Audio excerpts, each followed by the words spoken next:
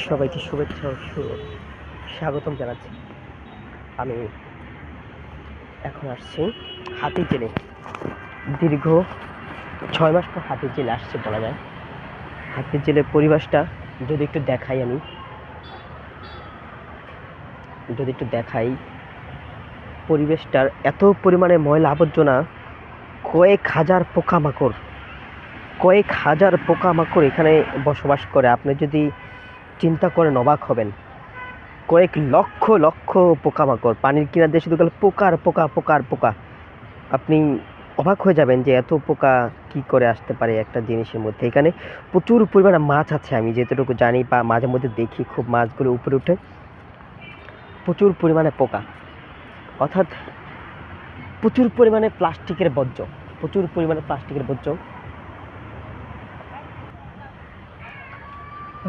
যদি দেখাই, এই যে এটা চারদিকে কয়েকশো টন হবে শুধু প্লাস্টিকের পলিথিন,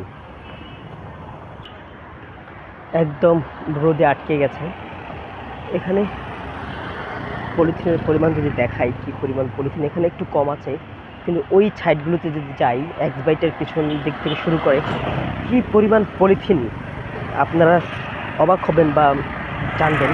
প্রচুর পরিমাণে পলিথিন এখানে পানিগুলো এখন শুকনো মৌসুম, এখন প্রায় বর্ষাকাল শেষ হয়ে গেছে, অনেক দিন হয়েছে আমি বর্ষাকালে আসছি। বর্ষাকালের পর আমি আর আসিনি। এখানে প্রচুর পরিমাণে পানি থাকে, ময়লা পানি, দুর্গন্ধ প্রচুর। শুকনো মৌসুমে অনেকটা কম থাকে গন্ধ, কিন্তু শুকনো মৌসুমে যে মাছগুলো আছে, বড় বড় পাঙ্গাস মাছ, মাগুর মাছ, এগুলো সাধারণত ফাঁসে না।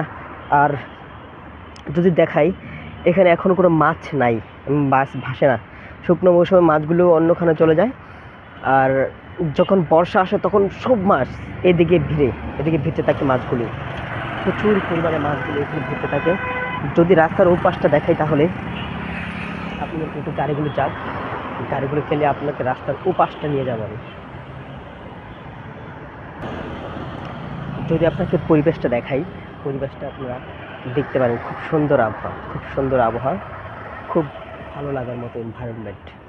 যদি নীরবে কোনো গাড়ি না চলে, শব্দ না করে, তাহলে যাওয়া আসা খুব ভালো লাগে। এদিক থেকে পলিথিনগুলো অনেকটা সরিয়ে ফেলেছে, এখানেও পলিথিন ছিল, অনেকগুলো সরিয়ে ফেলেছে। আমাদের দেশে আসলে পলিথিন নিষিদ্ধ করা খুব জরুরি, আমাদের নিষিদ্ধ খুব জরুরি। আমি একটা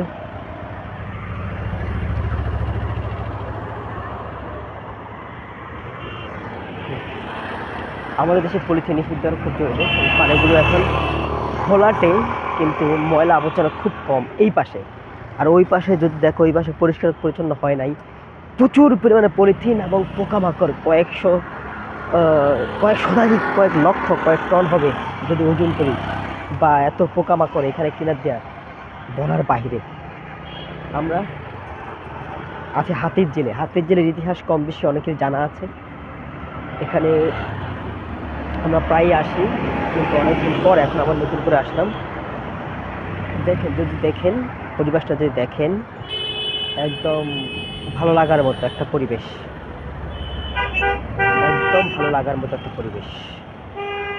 ওই যে ছোট ছোট স্টিমার চলছে ওখানে, কিনার দিয়ে মানুষ ফসল বুনছে।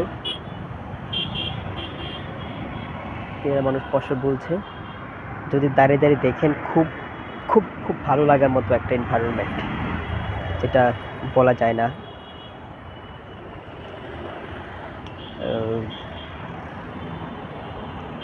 আপনারা শেষ বিকালবেলা যদি আসেন, সূর্য অস্ত যাওয়া হতে, যখন চলে যায় সূর্য অস্ত, তখন খুব দাঁড়িয়ে থাকতে খুব ভালো লাগে। একদম একা যখন সবচেয়ে বিরক্তিকর লাগে, যখন পিছন থেকে গাড়িগুলো যায়, গাড়িগুলোর জন্য না কথা বলা যায়, না একটু ধ্যান করা যায়, না ঠিকঠাক মতো হাঁটা যায়। প্রচুর পরিমাণে গাড়ি যায় এখানে। একদম গাড়ির জন্য হাঁটা খুবই বিরক্তিকর একটা বিষয় হয়ে দাঁড়ায়। যাই হোক, আমরা সামনে আগাতে চাচ্ছি। আকাশটা দেখেন, একদম নীলছে। আকাশটা দেখতে খুব দারুণ লাগে, হাঁটতে দারুণ লাগে।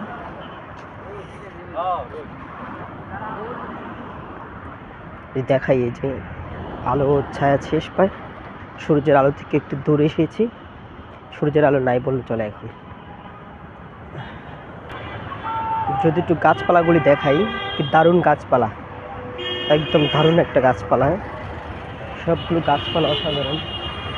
তাল গাছ হতে এখানে যদি প্রচুর পরিমাণে ফলের গাছ থাকতো, আমি এত খুশি হতাম যে যে পরিমাণে মেহগনি গাছ লাগিয়েছে, যে পরিমাণে বাজে গাছ লাগিয়েছে, সেই পরিমাণে যদি এখানে ফল গাছ থাকতো, এত বট গাছের দরকার নেই এত বেশি, যদি ফল গাছ থাকতো তাহলে পশু পাখি উপকৃত হতো, মানুষ উপকৃত হতো, এবং কি অনেক ফলের বাগানও করা যায়। এখানে বিশাল বড় এরিয়া, অনেক ফলের বাগান করা যায়, কিন্তু এগুলো মানুষ করছে না কেন জানি না। যে গাছপালা লাগিয়েছে, কড়াই গাছ, শিমুল গাছ, এগুলো আসলে হচ্ছে এগুলো হচ্ছে মূল্যবান গাছ, যেটা আমরা খেয়ে পরে বাঁচতে পারবো, পাখি বাঁচতে পারবে, সেটা দরকার ছিল বেশি। একটা ব্রিজ এসেছি, ব্রিজটা যে দেখাই, ব্রিজের এখানে দেখেন কী পরিমাণে গাছপালা আছে। এই গাছপালা, এখানে কাঁঠাল গাছ। আজকে মঙ্গলবারে ওইসব সাইডগুলো মানুষ কম চলাচল করে, মঙ্গলবার সাধারণত বন্ধ থাকে এই সাইডগুলোতে। খেজুর গাছ, আমাদের গ্রামে হলে এসব খেজুর গাছ থেকে প্রচুর পরিমাণে রস নেওয়া যেত, কিন্তু ওই যে একটা পিচ্চি আসতেছে দেখেন, পিচ্চি খুব আনন্দ করতেছে, মা বাবা নিয়ে আসছে, খুব সুন্দর করে খুব মজা পাচ্ছে, উঠতেছে।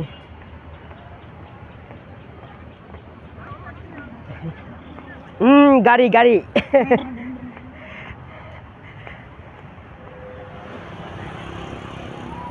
এই দেখেন গাছপালাগুলি, এসব গাছ না লাগিয়ে যদি আম, কাঁঠাল, লিচু, আমাদের দেশীয় যে ফলগুলো আছে প্রচুর পরিমাণে লাগাতো, তাহলে খুব ভালো হতো, খুব ভালো হতো।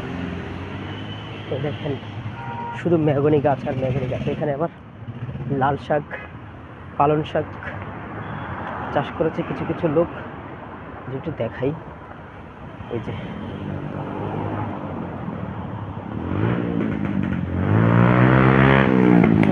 এই শব্দের জন্য এখানে আসাটাও মুশকিল হয়ে যায়। তো এই যে এইসব গাছ বড় গাছ ছায়া দেয়, ঠিক আছে, ফল গাছও ছায়া দেবে, এরকম ফল গাছ লাগানোর প্রয়োজন খুব বেশি। দেখেন গাছের ডালে ছেলেপেয়েরা কী করতেছে, আড্ডা দিতেছে, দেখতে পাচ্ছেন, দেখা যায় কী করে আড্ডা দিচ্ছে। দেখেন একটা ঘাস খেতে নিয়ে আসছে আপনাদেরকে, এখানে একটা ঘাস, সুন্দর সুন্দর ঘাস।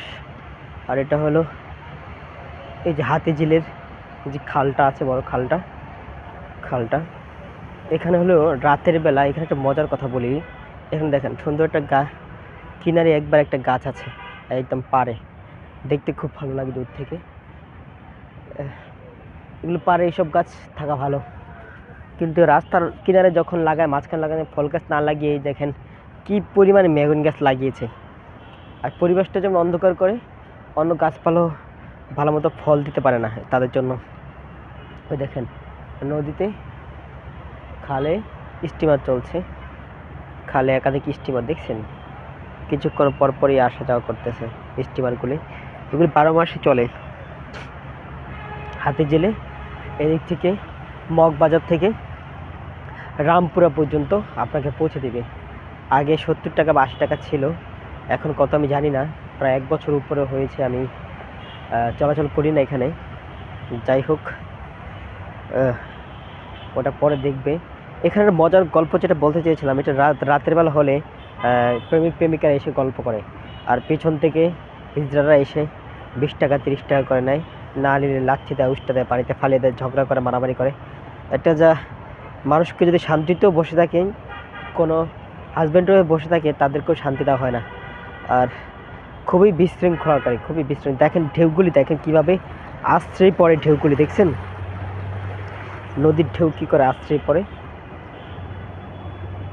এটা হাতিঝিলের এটা যে আছে, এই জায়গাটা দেখতেছেন, ভোটটা এত দূরে যাচ্ছে যে ভোটের কারণে পানিগুলি এইভাবে আশ্রয় পড়ে যায়, এভাবে আশ্রয় পড়ছে।